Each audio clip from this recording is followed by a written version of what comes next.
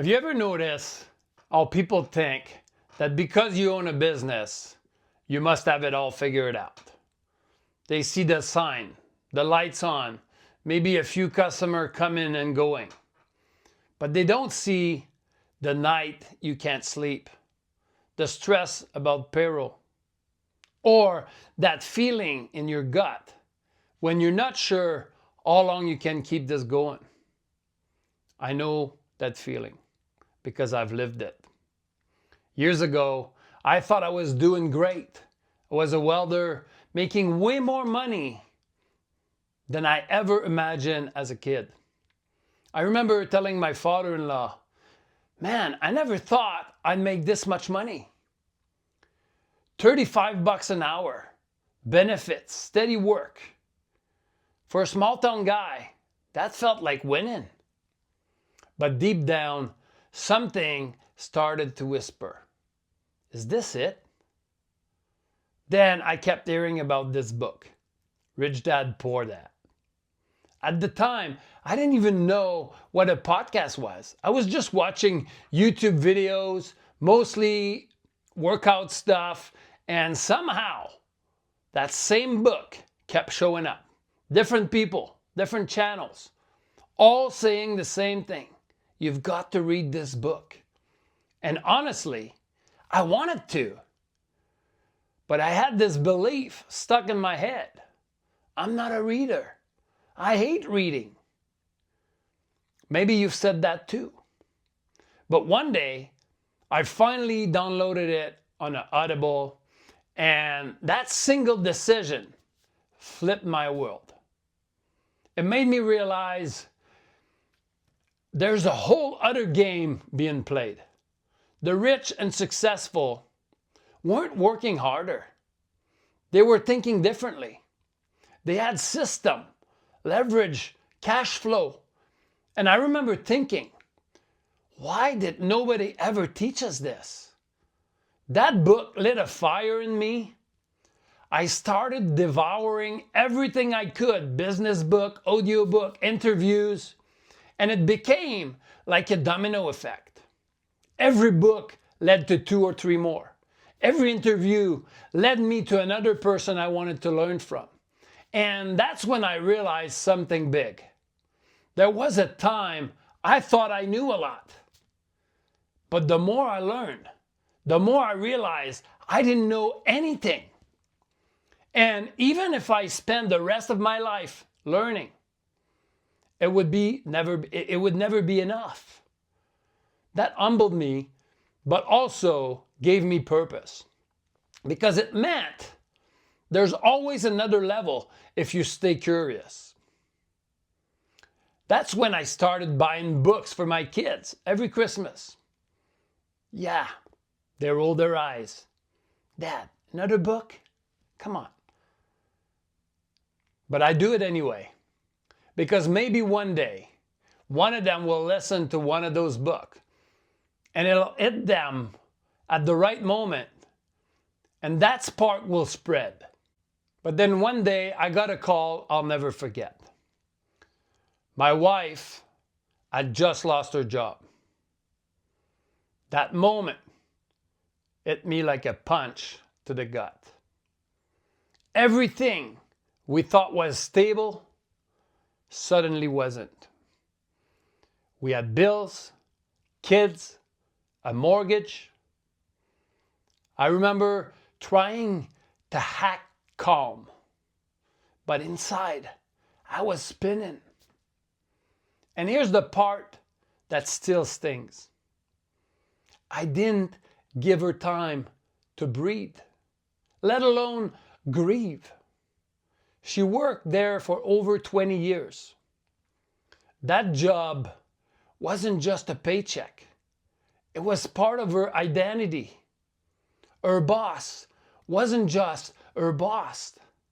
It was like family. And overnight, that part of her life was gone. But I didn't see it that way. I went straight into fix-it mode.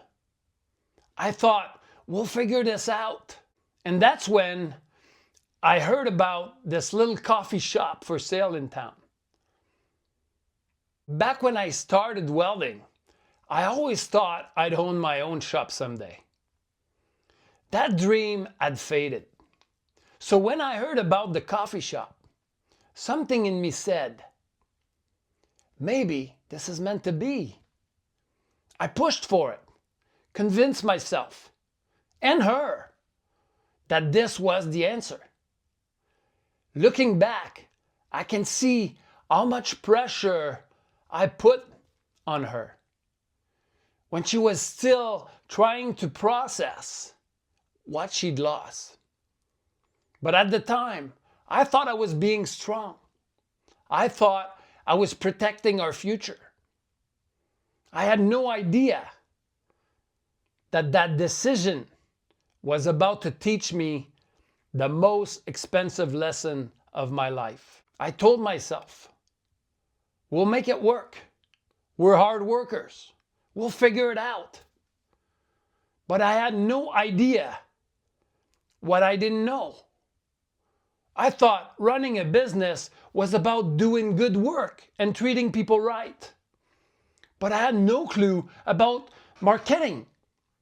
To me, marketing meant posting on Facebook, having a website, and maybe throwing a billboard up on the highway.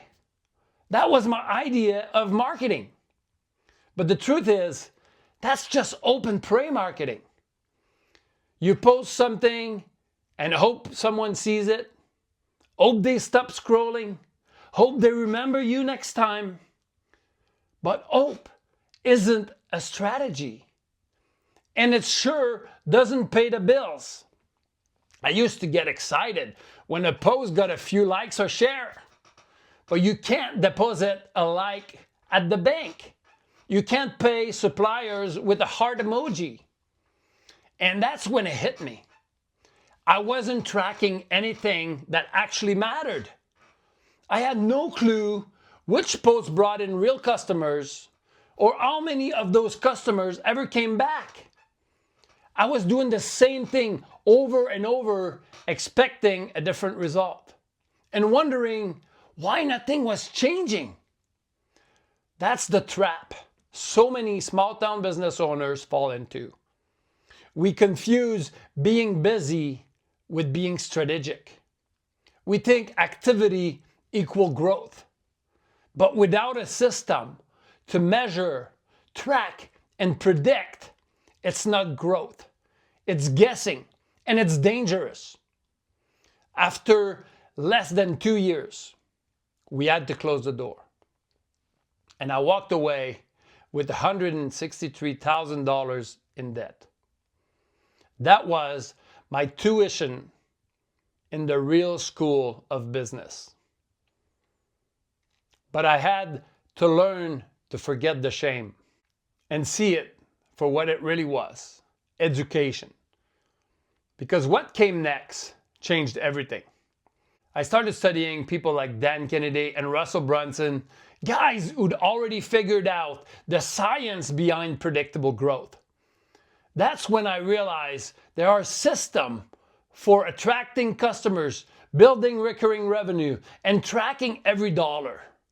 Stuff I wish someone had shown me years earlier. And that's when it hit me. If I went through all that pain just so I could turn around and help someone else avoid it, maybe it was worth it. That's why I created Small Town Business Growth Secret Community, because I know what it feels like to carry all that weight alone. To smile in front of customers while worrying if you can pay supplier.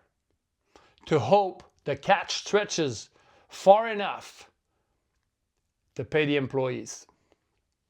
Back then, I was still working full-time, doing whatever I could after hours, cleaning, fixing, grocery shopping, trying to save money instead of learning how to make more.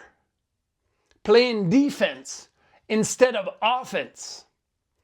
That's why this time I'm doing it differently. This time I'm building with a system. And I'm doing it alongside others who want to grow smarter, not just work harder. So just imagine what your life could look like 6 months from now if you had a community of people who get it, who've been through the same fire, who share wins, tools, and real-world lessons. Can you see how much lighter that would feel? How much faster you'd grow if you didn't have to figure it all out alone. If all this community did was help you avoid big mistake or help you finally feel excited about your business again, would it be worth it? Of course. That's what this channel and this community are all about. Real people, real lessons, real growth. I'm Michel Casista, and I built this because I wish someone had built it for me. So at the very least, hit subscribe to this channel because I'm sharing everything I'm learning in real time, the wins, the mistakes, and the lessons that can save you time and money. But if you want to go deeper, click the link below in the description and join the community. It's brand new, which means if you join now, you'll be one of the first to help shape it. And that also means we'll have more one-on-one times together in the early days.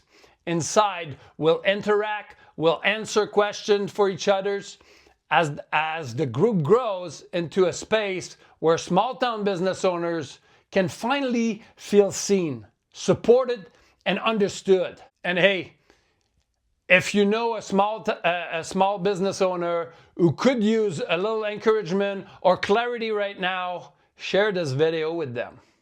You never know, this might be exactly what they need to hear today. Let's grow smarter together. Can't wait to see you on the inside.